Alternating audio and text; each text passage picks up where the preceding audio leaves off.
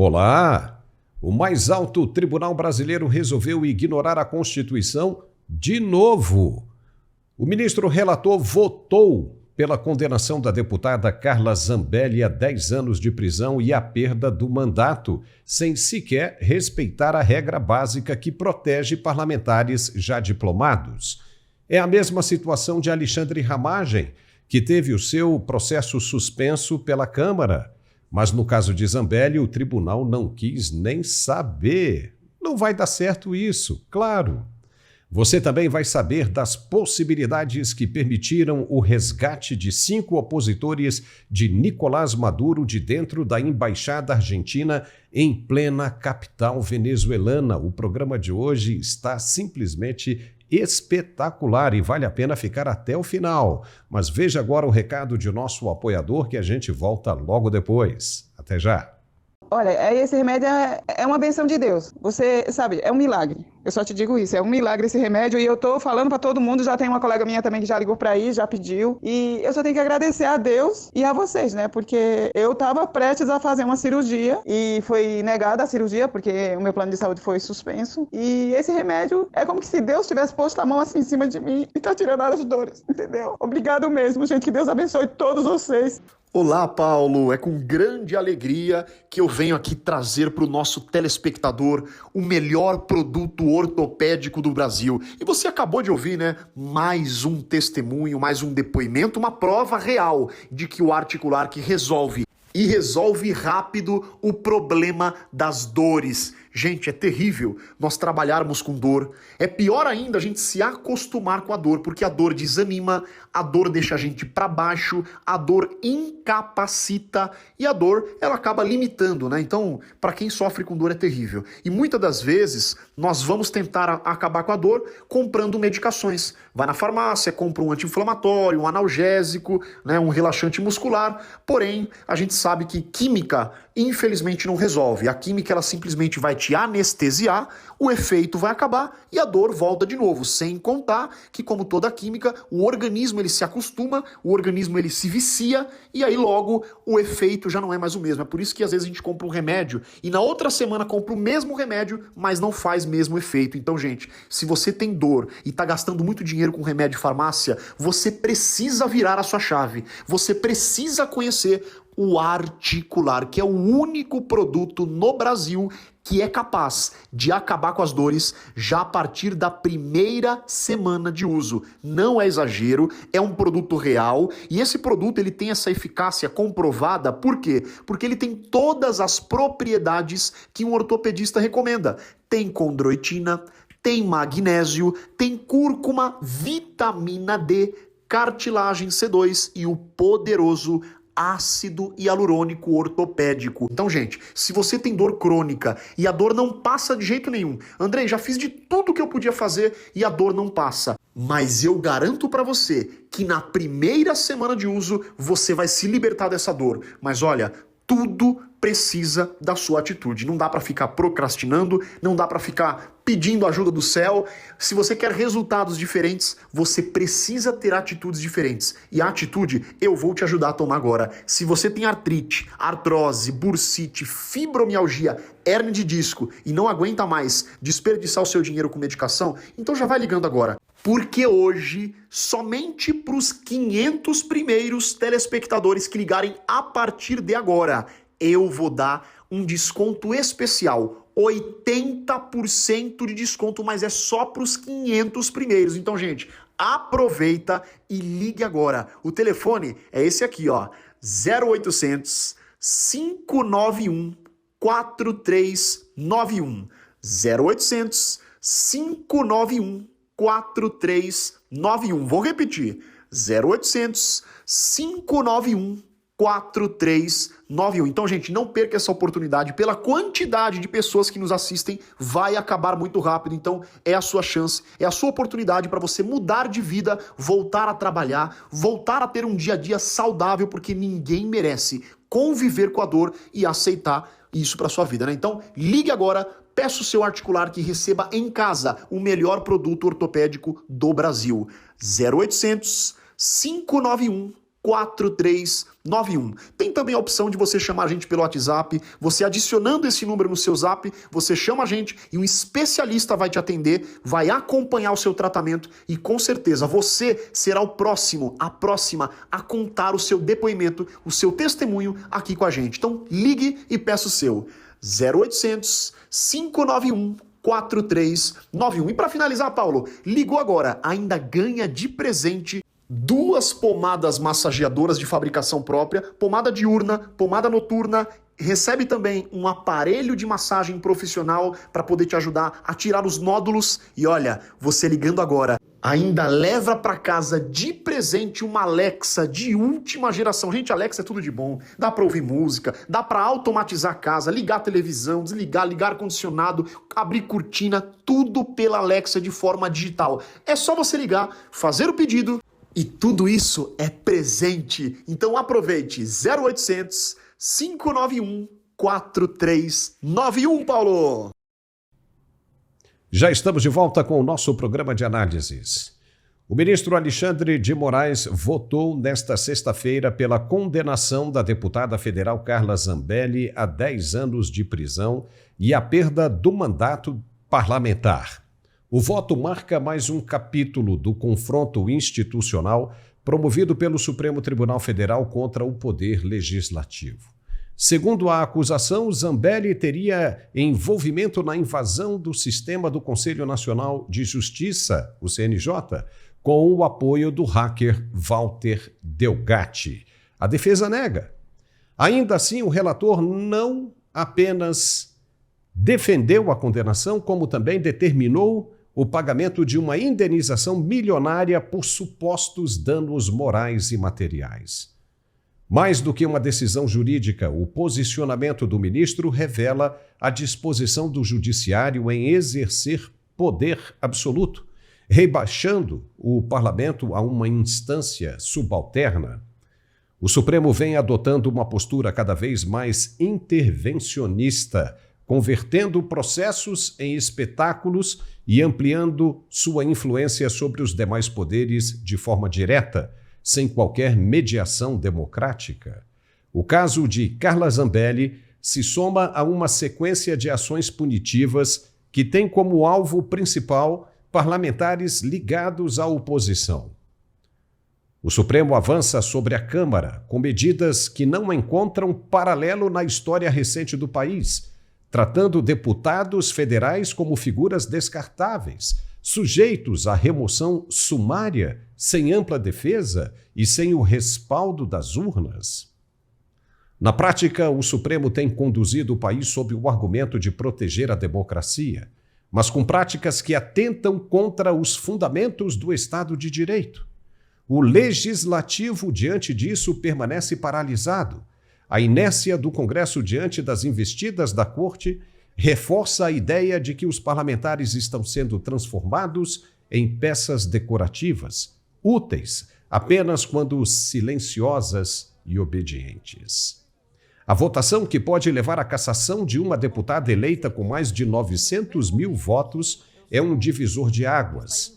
O que está em jogo já não é apenas a responsabilidade individual de Zambelli, mas o grau de submissão que o Poder Legislativo está disposto a aceitar. O tribunal, mais uma vez, consolida sua posição como protagonista absoluto da cena política nacional, atuando como julgador, legislador e executor, tudo ao mesmo tempo. O caso de Carla Zambelli é, do ponto de vista constitucional, idêntico ao de Alexandre Ramagem. Ambos os episódios atribuídos aos parlamentares aconteceram após a diplomação, o que aciona automaticamente a proteção prevista no artigo 53, parágrafo 3º da Constituição Federal. Não tem jeito. Esse dispositivo garante que ações penais contra deputados e senadores, por atos cometidos após a diplomação, só podem prosseguir com autorização da respectiva Casa Legislativa. No caso de Alexandre Ramagem, a Câmara dos Deputados reconheceu esse direito. e votou pela suspensão do processo, impedindo o STF de dar continuidade à ação penal. Mas, já no caso de Zambelli, o relator Alexandre de Moraes ignora completamente esse mesmo princípio constitucional e vota por sua condenação a 10 anos de prisão com perda de mandato, sem qualquer manifestação da Câmara, como exige a Constituição. Não vai dar certo. Se Ramagem não pode ser julgado, Zambelli também não pode. É claro isso. A lógica jurídica é exatamente a mesma. A diferença de tratamento entre os dois parlamentares não tem sustentação legal e revela uma postura de parcialidade inaceitável. A condenação imposta à deputada carece de força jurídica, pois já foi proferida a revelia do texto constitucional e sem o devido respeito ao processo legislativo previsto. Trata-se, portanto, de uma decisão politicamente orientada e juridicamente nula. Completamente nula.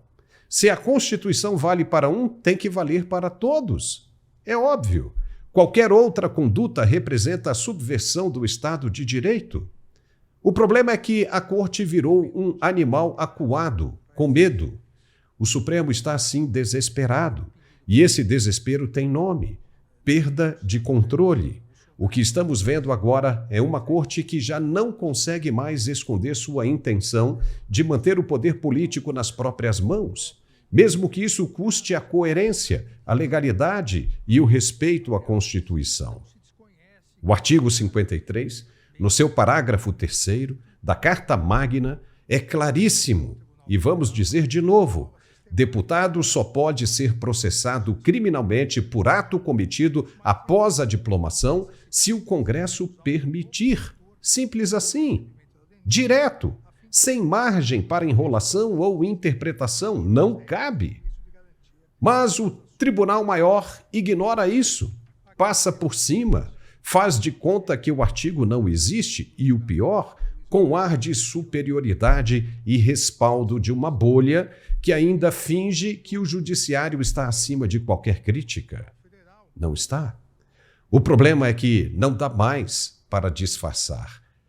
Quando é Ramagem, a Câmara vota, suspende o processo e o Supremo rosna. Quando é Carla Zambelli, a Corte vai lá e condena direto, como se a Constituição valesse num caso e não no outro. Como é que isso é possível? Não é possível. É a mesma coisa. Entendeu? É a mesma coisa. Os dois parlamentares já estavam diplomados. Isso não é justiça, é vingança com toga. Agora, por que os ministros fazem isso se dizem guardiões da Constituição e homens de notório saber jurídico? Deveriam saber disso? Deveriam conhecer o artigo 53, parágrafo 3º? Mas a resposta é dura e necessária. Fazem isso porque o jogo não é mais jurídico, é político. E quando o judiciário se coloca como ator político, ele perde o pudor de respeitar a própria função. A Constituição vira obstáculo, não fundamento. Os princípios viram detalhes inconvenientes. É muito cômodo vestir uma toga, posar de imparcial e, ao mesmo tempo, ignorar os freios institucionais previstos justamente para evitar abusos. A verdade é que o tribunal deixou de julgar com base no direito há muito tempo. Hoje julga com base em conveniência, narrativa e cálculo de impacto. E isso é um perigo gigantesco para qualquer democracia. Portanto, essa história de que são os guardiões da Constituição já não cola mais, papai. Guardião que rasga o texto que jurou proteger não é guardião coisa nenhuma. E o que se desenha cada vez mais é um tribunal isolado, autorreferente e disposto a atropelar quem estiver no caminho. Basta ser de oposição, basta pensar diferente, seja deputado, senador ou mesmo à vontade do eleitor. O próprio ministro Gilmar Mendes disse certa vez que não adianta o Congresso votar as leis ou fazer qualquer coisa. Não adianta. A última palavra vai ser sempre do Supremo, como se o Legislativo fosse um animalzinho de estimação qualquer.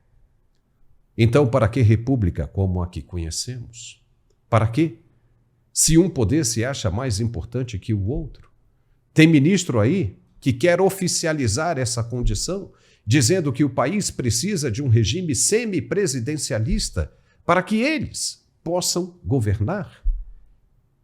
Isso está longe de acontecer, muito longe, mais próximo, quem sabe, até da impossibilidade do que o fato consumado, o fato em si.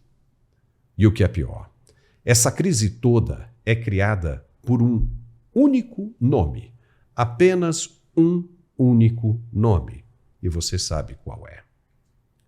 Vamos agora para o intervalo, é rapidinho e voltamos na sequência, logo depois do recado de nosso apoiador. Até já. Em algum momento da vida, muitos homens enfrentam dificuldades que impactam diretamente sua rotina, autoestima e relacionamentos. Falta de ereção, ejaculação precoce, queda na libido. Esses sinais, muitas vezes silenciosos, acabam afetando o bem-estar físico, emocional e até social. A boa notícia é que a ciência evoluiu e com ela surgiram novas soluções eficazes. Apresentamos Max Viril Supreme, um suplemento avançado desenvolvido com 3 das tecnologias mais modernas de absorção disponíveis atualmente: nanotecnologia, tecnologia lipossomal e líquidos iônicos. Essa combinação inovadora permite que os ativos sejam absorvidos com mais rapidez pelo organismo, entregando resultados reais e duradouros. Com ação rápida, fórmula estável e qualidade superior, Max Viril Supreme é ideal para quem busca performance com segurança e eficiência. Ligue agora para 0800 323 0090 e peça o seu. Além de eficaz, Max Viril Supreme é extremamente prático. São pastilhas mastigáveis com sabor marcante que se encaixam facilmente na sua rotina diária, sem complicações. Com uso regular, você vai ter mais controle da ejaculação precoce, combate à disfunção erétil, maior libido e disposição. E o melhor, hein? Se você ligar agora, você vai ter 60% de desconto, frete grátis e ainda vai ganhar um barbeador de presente. É isso mesmo, um pacote completo de benefícios pensado especialmente para você. Eficiência, conveniência e um presente exclusivo para quem decide agir agora. Max Viril Supreme vai além da performance. Ele representa um passo importante na direção do equilíbrio, da autoconfiança e da qualidade de vida. Porque não se trata apenas de desempenho, é sobre retomar o controle da sua vida íntima e do seu bem-estar. Nosso atendimento é confidencial, a entrega é sigilosa e o produto é autorizado e seguro. Com eficácia comprovada, Max Viril Supreme já mudou a vida de milhares de homens em todo o Brasil. Agora é a sua vez. Ligue 0800 323 0090 e receba orientação com total descrição. Nosso time está pronto para te atender. E atenção, hein? Ligando agora, você tem direito à promoção. 60% de desconto, mais frete grátis e ainda vai levar um barbeador de presente. Não adie mais sua decisão. Recupere sua confiança, seu vigor, a sua vida com Max Viril Supreme. O nome diz tudo. Ligue agora, 0800 323 0090. E já estamos de volta com o nosso programa de análises e opiniões aqui no Mundial Telenotícias. E agora nós vamos falar um pouquinho do internacional, já que os chineses devem chegar a Washington neste fim de semana para negociar as tarifas com o governo americano. O vice-premier chinês He Lifeng se reuniu nesta sexta-feira com a presidente da Suíça Karin Keller-Sutter em Genebra, às vésperas das negociações comerciais com os Estados Unidos. Paralelamente, o secretário do Tesouro norte-americano Scott Bessent também manteve encontro separado com a chefe de Estado suíça, em um gesto diplomático que antecede as conversas cruciais do fim de semana. No mesmo dia, o presidente Donald Trump elevou o tom ao afirmar que tarifas de 80% sobre produtos chineses parecem apropriadas, pois é a primeira vez que o presidente norte-americano sugere publicamente um percentual específico de tarifas alternativas em contraste com os atuais 145% já impostos à China, no contexto da escalada da guerra comercial entre as duas maiores economias do planeta. Apesar da retórica, integrantes do governo norte-americano classificaram as conversas do fim de semana como uma tentativa de reduzir as tensões bilaterais. As reuniões em Genebra são vistas como uma possível abertura para um novo entendimento entre Washington e Pequim, num momento de forte instabilidade nas relações comerciais globais. Conosco hoje o nosso especialista em geopolítica, Gerson Gomes. Olá, Gerson, é um prazer tê-lo de novo aqui conosco, A China pedindo para conversar. Será que nós poderemos ver agora um avanço dessas negociações já neste fim de semana? Seja bem-vindo. Muito bom estar de volta, Paulo, hoje, no dia da vitória na Rússia, né? Porque hoje nós temos uma celebração defasada do resto do Ocidente e muitas coisas estão acontecendo. Xi Jinping na Rússia, junto com Lula, junto com Putin, junto com Maduro, e ao mesmo tempo nós temos grandes negociações com os Estados Unidos acontecendo exatamente porque a China chega num nível extremamente perigoso do seu comércio internacional. Hoje, portos, containers, comércio, uma série de indústrias dentro da China que tem a sua economia eixada na exportação, principalmente para os Estados Unidos, aqui para os Estados Unidos, passa por um momento crucial, porque se não conseguir reverter as tarifas altíssimas, que na verdade inviabilizaram a exportação da China para o mercado dos Estados Unidos, ela entra em colapso. Há notícias de que quase 30 bancos na China já estão com dificuldades, porque é um efeito cascata, né, Paulo? Então, tudo leva a crer que deve haver uma convergência em cima daquelas demandas que o presidente Trump já havia feito. Não podemos esquecer que a Grã-Bretanha anunciou esta semana, mais precisamente ontem, que chegou a um acordo com os Estados Unidos extremamente vantajoso para os americanos, praticamente zerando tarifas entre os dois países, em especial no que diz respeito aos veículos de luxo que os ingleses precisam. Eles têm quase 1/3 de toda a produção da Grã-Bretanha vem aqui para os Estados Unidos. Então, houve sim avanços muito grandes e tudo leva a crer que vários países como Japão, Coreia do Sul, Índia, a própria Grã-Bretanha agora já avançam nas negociações para derrubar as tarifas e a gente já percebe que aquela estratégia do Trump de jogar os números lá em cima para os demais países do planeta serviu apenas para chamá-los a uma negociação. Mas no que diz respeito à China, é sim uma estratégia geopolítica, Paulo.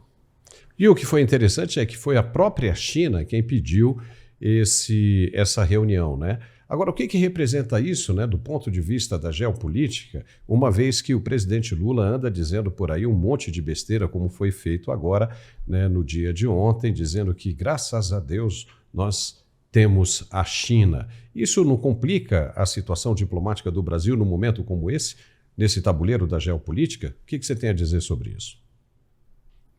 Não tenha dúvida, o Brasil hoje vive um dos momentos mais dramáticos da sua política externa, porque Lula corre para o colo da China, prestigiando a cerimônia do Dia da Vitória na Rússia, ao lado de vários ditadores. Na verdade, não existiu um único país democrático considerado pelo mundo ocidental que compareceu à cerimônia, que foi uma cerimônia militar muito potente, quis passar uma mensagem, mas o Brasil esteve ali ao lado do Irã, esteve ao lado da própria Venezuela, Maduro, de Cuba, de Dias-Canel, ou seja, realmente o que o presidente Lula tenta é alinhar o seu governo com essa parte, vamos dizer assim, do mundo que promove justamente as políticas externas da China. Só tem um problema, Paulo, é que no Brasil, o presidente Lula ele não tem o respaldo nem da classe econômica,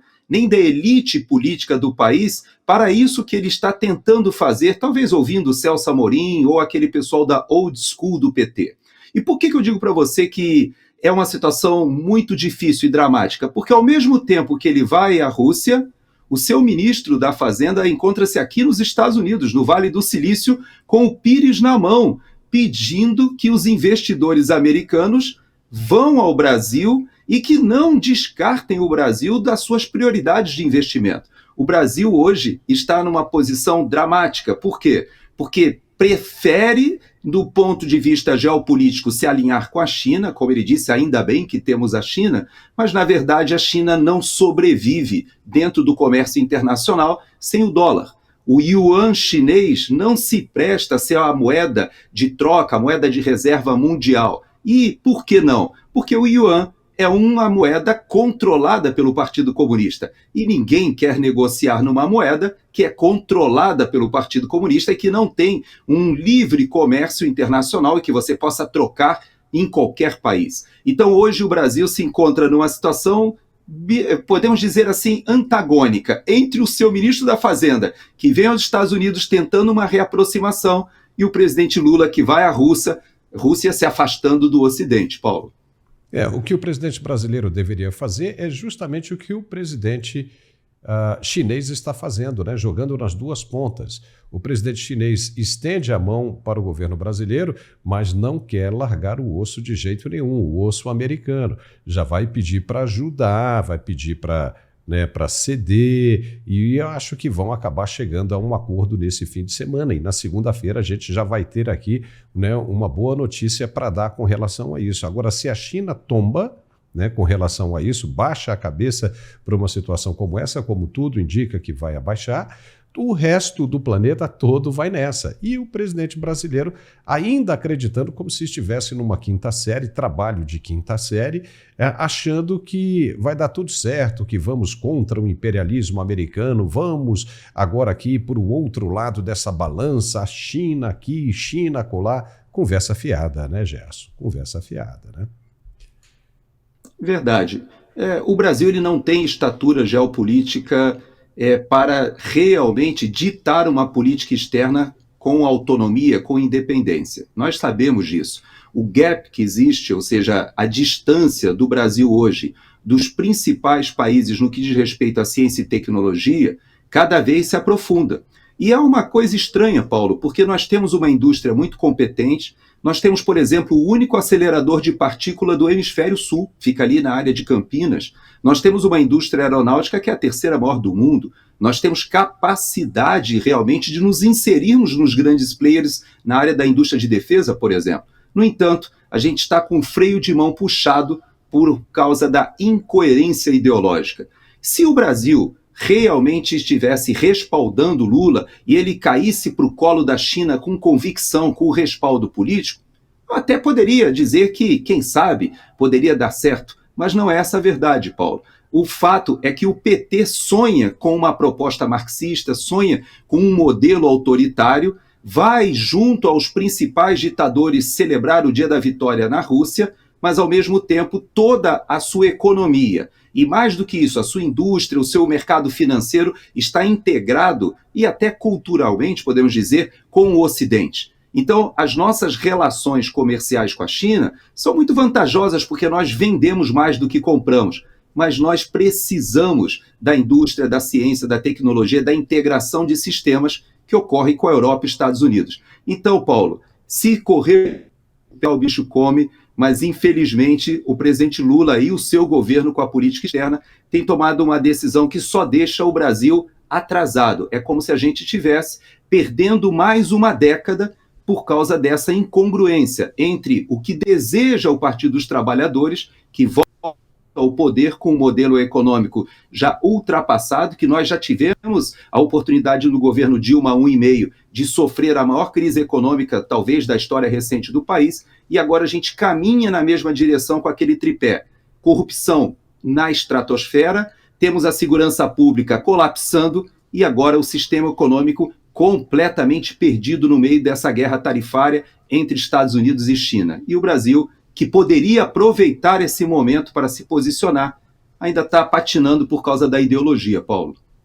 Olha só, você falou aí, né, nesse acelerador de partículas de Campinas. Você acredita que eu conheço a pessoa que desenhou esse acelerador? Doutora Ana Maria Cury, a quem eu mando um forte abraço e que nos assiste com frequência.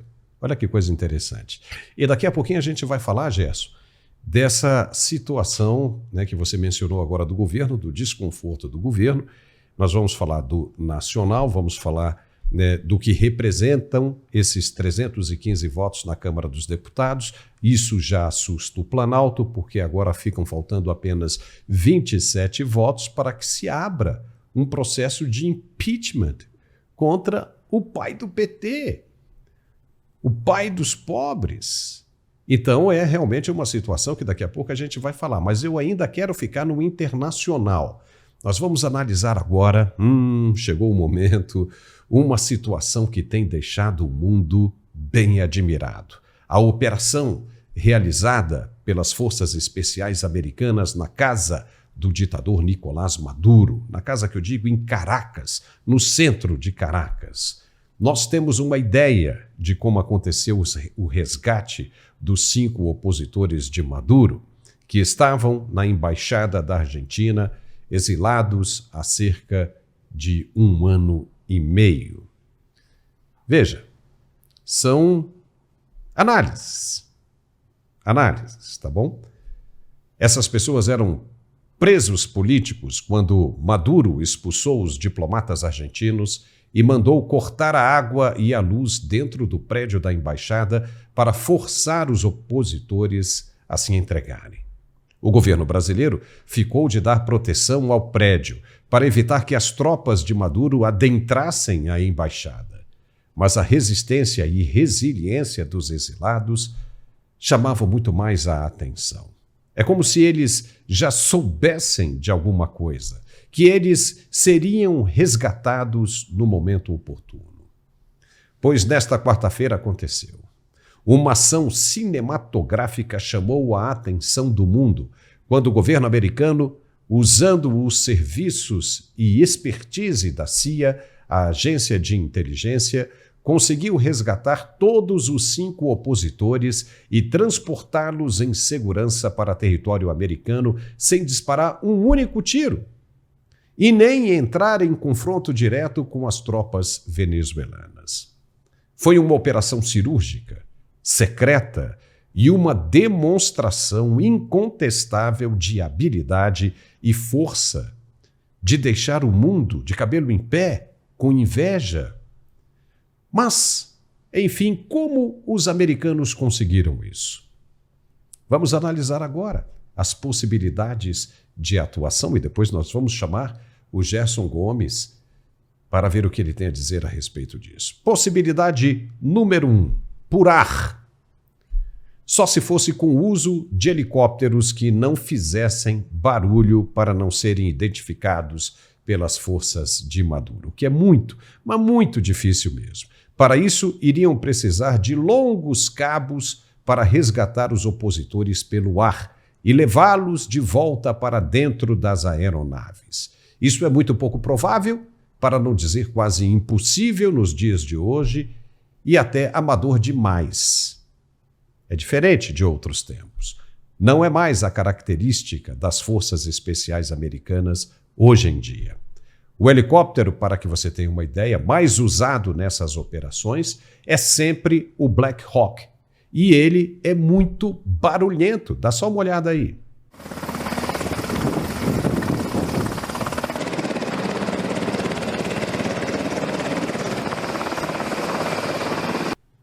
Não dá. Fica parecendo o Rumble.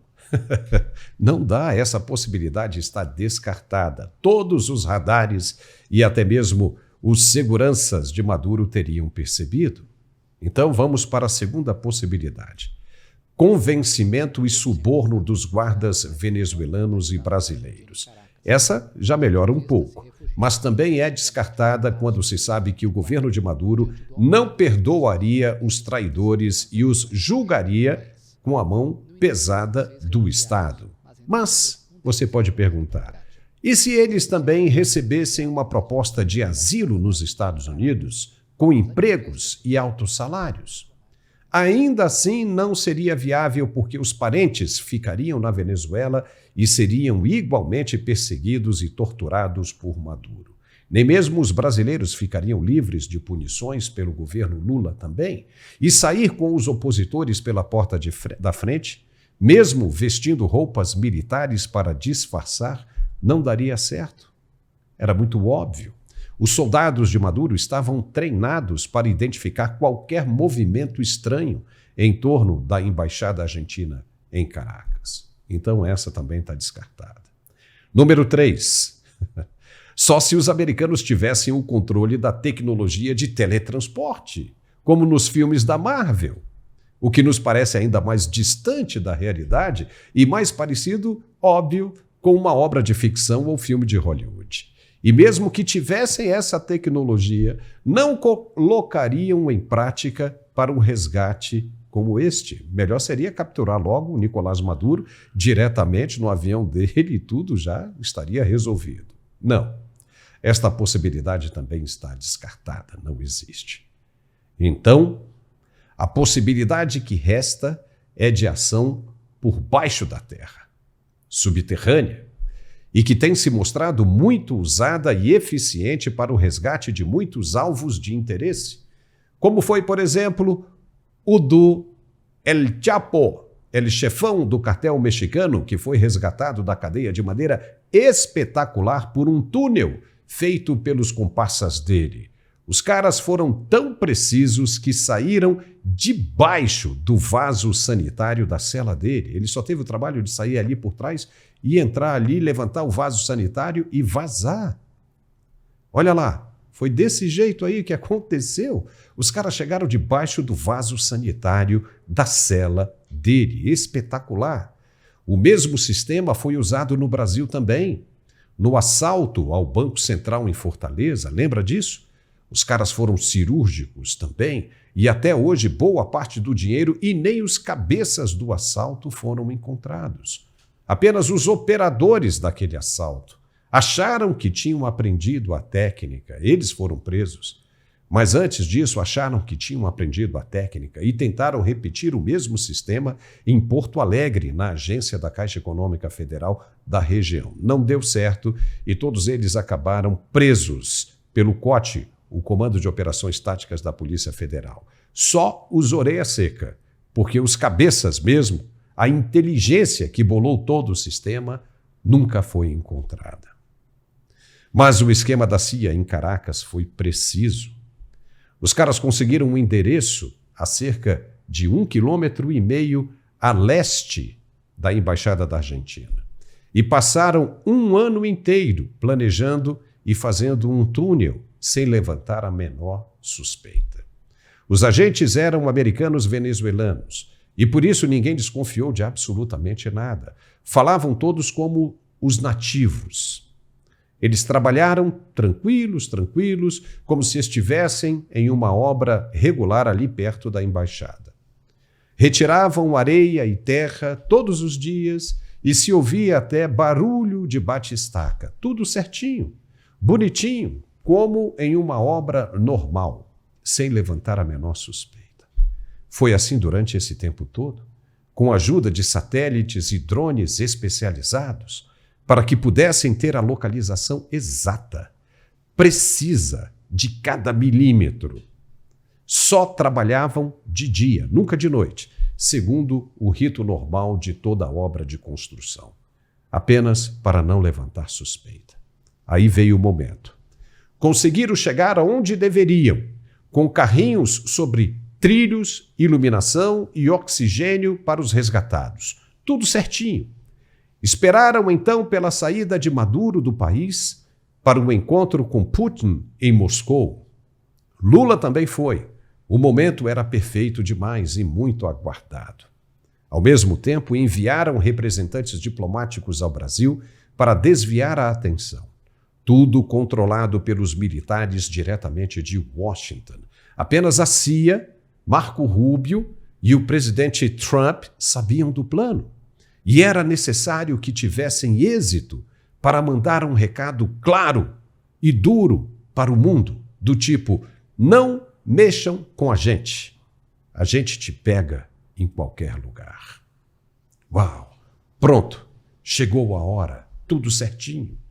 Entraram pelo cômodo planejado, se identificaram aos opositores e pediram que os reféns colaborassem, fazendo silêncio e agindo super rápido, pois assim o fizeram, e todos saíram de maneira bem rápida, furtiva e sem deixar vestígios.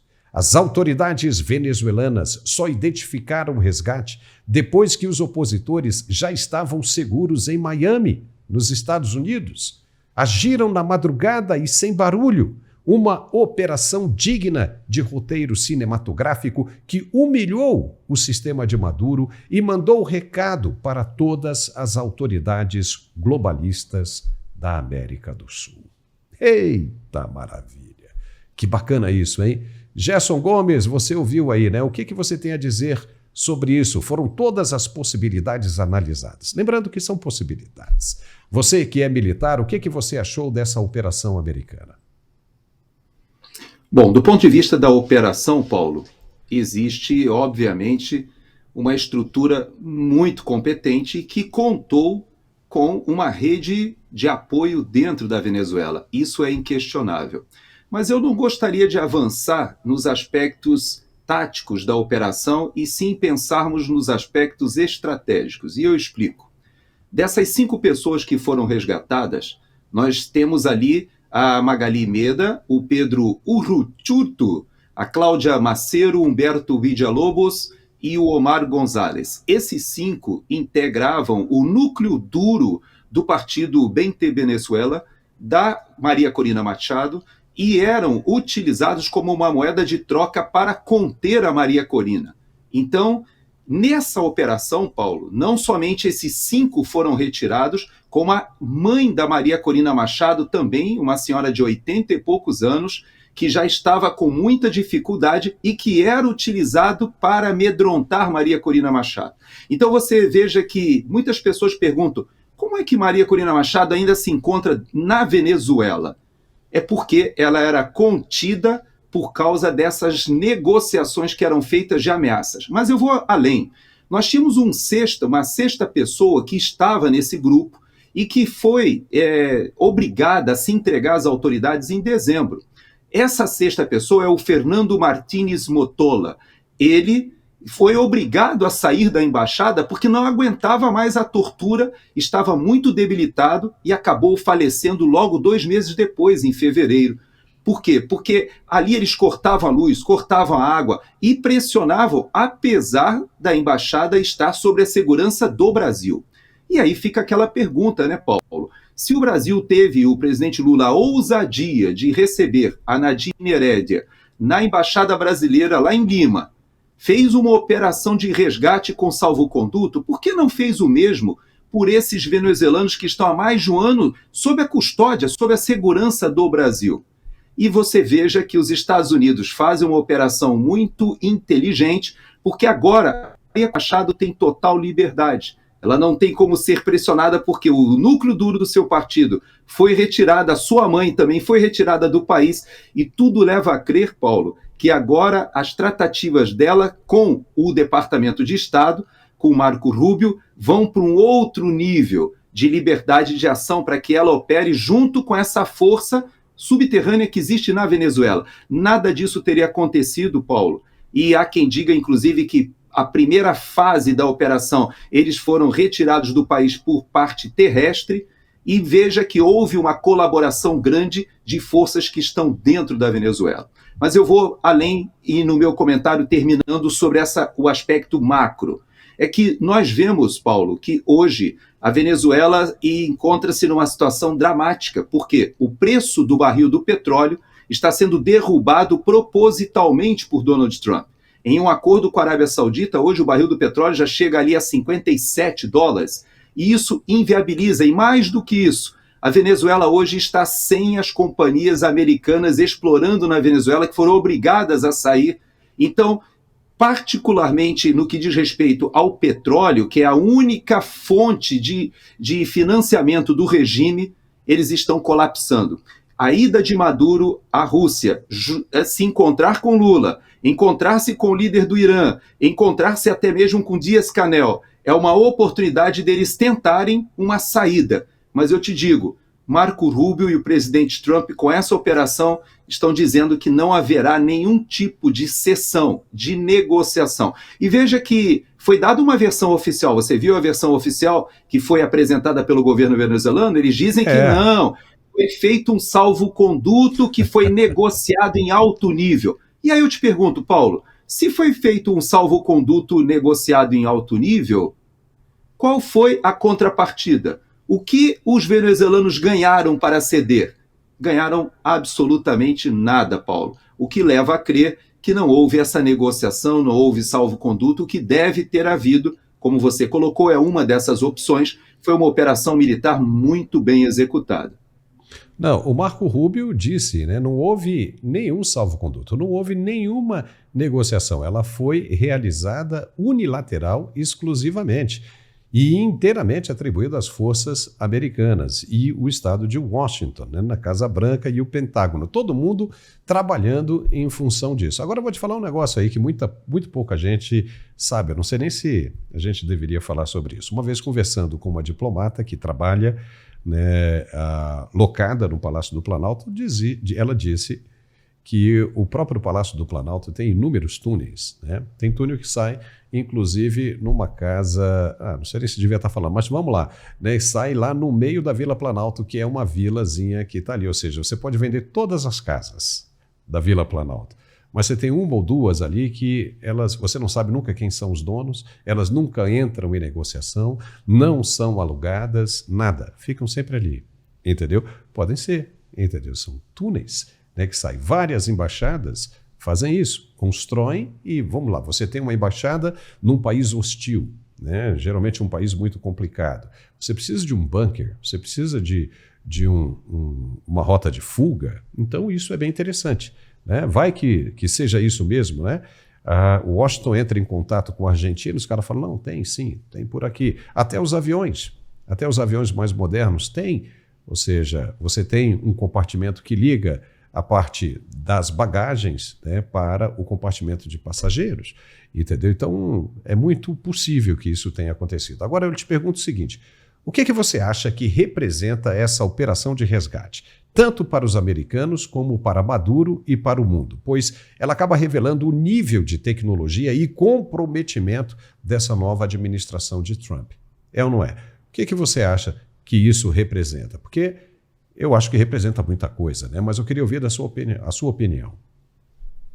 Como nós temos falado, Paulo, a política externa dos Estados Unidos, ela, nos últimos anos, de certa maneira, ela considerava a América Latina num nível muito secundário, terciário às vezes. Eu costumo dizer que a Colômbia foi o Afeganistão dos Estados Unidos. Por quê? Porque foram décadas de grande investimento na Colômbia e agora nós temos Gustavo Petro, o presidente, um narco-guerrilheiro, alguém que vem da guerrilha e migra para o narcotráfico e alguém que, inclusive, há grandes evidências de que não somente ele foi um narco-guerrilheiro, como também ficou viciado no consumo da cocaína. Há grandes evidências de que muitas e muitas vezes as suas falas e publicações no Twitter são ocasionadas por uma confusão por causa da questão da droga-adicção, ou seja, do vício na droga. E o que nós temos hoje na América Latina é um novo momento, um novo interesse por dois aspectos. Primeiro, pela presença da China. Veja aquele porto que foi construído no Peru, que é um porto importantíssimo, e esta semana o Scott Bessent, que você já citou aqui no programa, fez uma reunião com enviados do Peru para justamente alinhavar algum tipo de negociação comercial privilegiada para o Peru para neutralizar essa influência da China.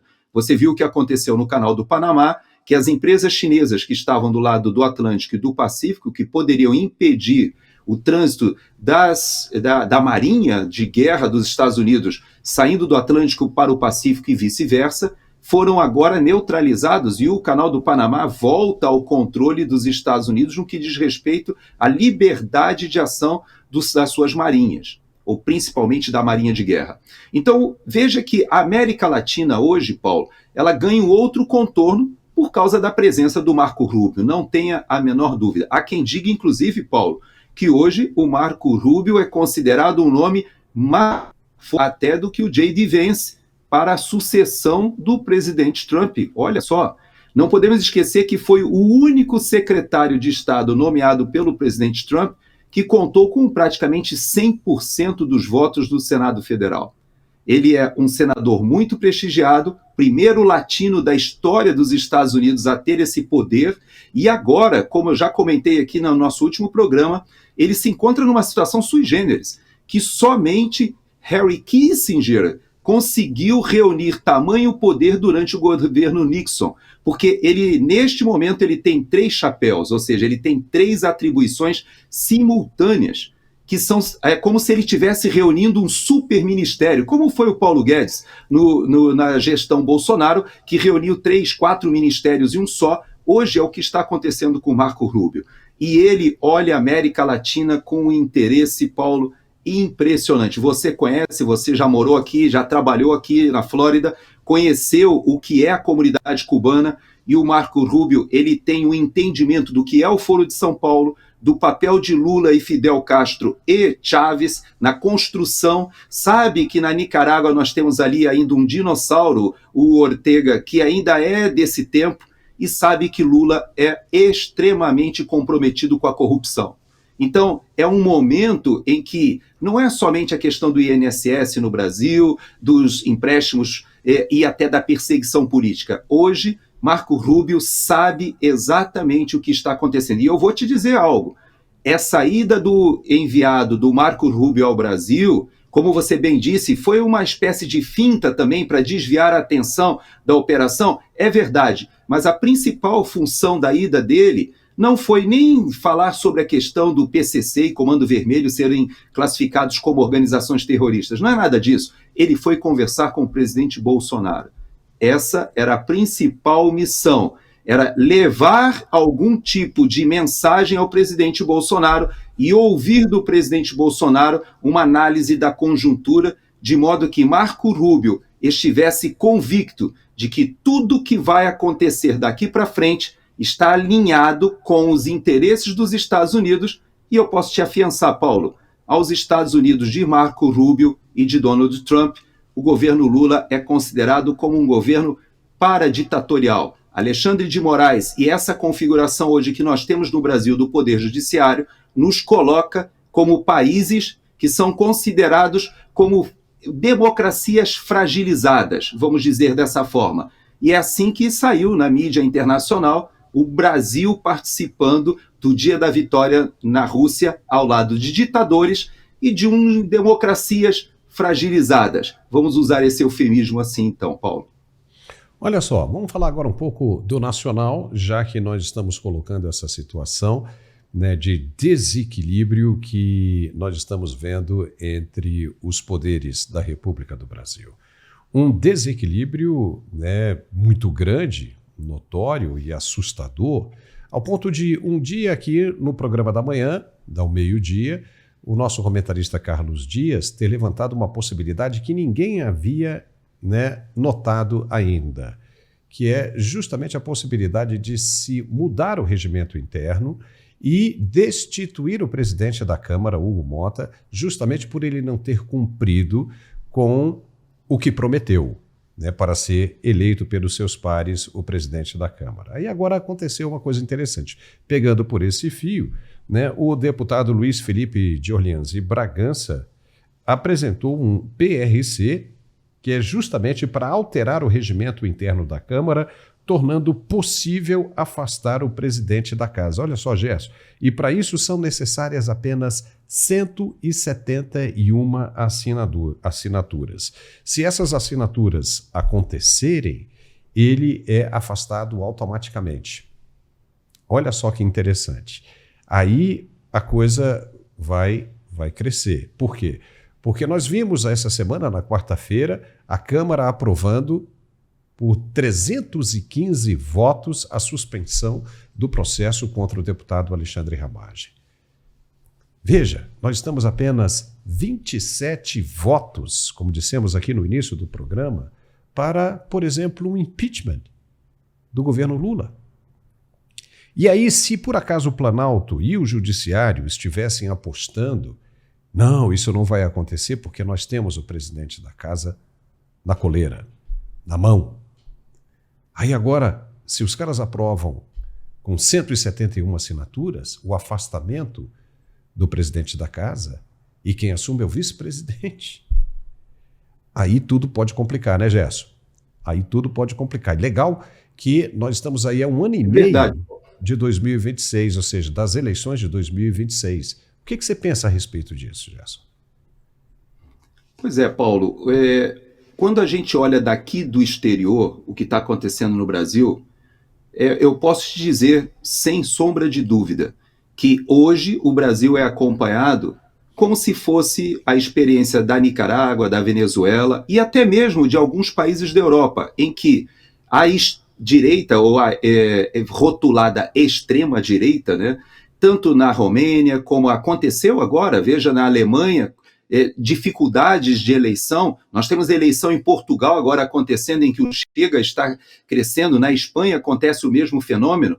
Então, hoje, o mundo todo vive esse pêndulo. Só que o Brasil, ele está num momento de perseguição política tão exacerbada, de uso, de instrumentalização do poder judiciário para a perseguição de opositores, de uma maneira tão escrachada, que fica nítido, né, Paulo? Veja, por exemplo, quando os dois candidatos à prefeitura de Niterói e Rio de Janeiro, 2 deputados, o Ramagem, novamente eu trago o nome dele, porque à época ele teve a Polícia Federal visitando e fazendo uma busca e apreensão na sua casa. O Jordi, a mesma coisa. Nós tivemos a mesma coisa acontecendo com o Capitão Assunção em Vitória. Ou seja, candidatos do PL eram visitados pela Polícia Federal.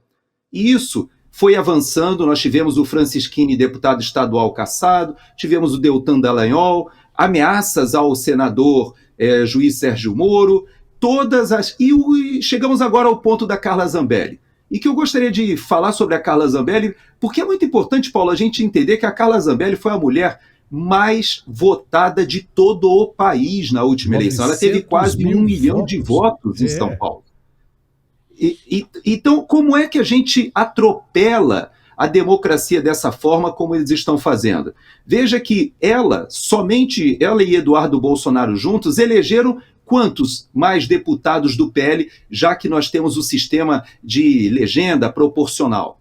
Então você veja que a perseguição política ela é direcionada e está escrachada. Isso está sendo feito agora contra o Gaia, ameaças contra vários dos deputados e senadores que, por se destacarem, são colocados no alvo, na mira do Supremo Tribunal Federal. O problema, Paulo, é que isso está tão visível, essa perseguição política está tão óbvia, que vai ensejar algum tipo de reação. Nós já sabemos que o presidente Trump conhece a situação, mas ele tem muitas outras preocupações no mundo todo. É verdade, a gente sabe disso. Só que hoje, Paulo, como a gente já falou nesse programa, o secretário de Estado dele está acompanhando de perto tudo o que acontece na Venezuela, como a gente viu com essa operação, lá no Peru, conforme a reunião que nós vimos essa semana, no Canal do Panamá, no Canadá, que teve uma reunião essa semana do eleito da esquerda, que já foi se reunir com Donald Trump e tomou umas indiretas grandes ali na reunião, e eu posso te afiançar, vai chegar a hora do Brasil, Paulo. O Brasil será chamado para se explicar em algum momento. E essa situação política nossa interna é insustentável. Eu espero que a gente consiga chegar às eleições de 2026, tenhamos um processo eleitoral rígido e que a gente consiga reverter isso pela via institucional. com uma eleição substancial de 2/3 dos senadores e a retirada do Supremo Tribunal Federal daqueles juízes que devem ser afastados porque estão atropelando a Constituição, agindo ao arrepio da lei. Tá certo, Gerson, chegamos ao final aqui do nosso programa, já não temos tempo para mais nada, mas foi muito bom, muito esclarecedor, e nós vamos ficar atentos, como sempre a gente diz, né? Domingo é dia de conversa aí nos Estados Unidos, na Casa Branca, e neste fim de semana nós vamos ter a China se reunindo com os Estados Unidos para tratar justamente dessa questão da guerra tarifária. Então é muito importante a gente ficar de olho, porque se dependendo da coisa, né, a gente pode entrar em caráter excepcional aí no fim de semana mesmo, mas eu acho que para segunda-feira a gente tem informação fresquinha, né? Então eu desejo a você aí um bom fim de semana, muito obrigado aqui pela sua participação brilhante como sempre e nos vemos de novo na segunda-feira. Obrigado, Paulo. Até segunda. E me cobra da gente falar um pouquinho sobre Índia e Paquistão, uma atualização da questão do Oriente Médio também e da própria guerra da Ucrânia. Vamos ver se segunda-feira a gente atualiza a audiência sobre esses conflitos. É importante, né? Porque o que acontece lá pode afetar diretamente aqui no Brasil, né? Ou seja, os caras estão tensos ali na Índia e Paquistão, mas o Paquistão não leva muita vantagem não, né, Gerson? Ali a vantagem está toda com a Índia. Porém, os dois empatam em armamentos nucleares. Então, isso é um pequeno spoiler aqui para segunda-feira e a gente conversa sobre isso depois do fim de semana. Forte abraço e até lá. E nós ficamos por aqui com esse programa de hoje. Espero que você tenha gostado bastante. Se sim, nos dê um like, compartilhe e o mais importante, se inscreva em nosso canal. Precisamos crescer cada vez mais e está dando super certo. Se inscreva, confira a sua inscrição, se ainda está valendo. Se ainda não tiver, clica ali, é só apertar o botão. É muito simples, não gasta nenhuma caloria. É muito simples. Muitíssimo obrigado e nos vemos de novo na segunda-feira, se Deus quiser. Um bom fim de semana e até lá.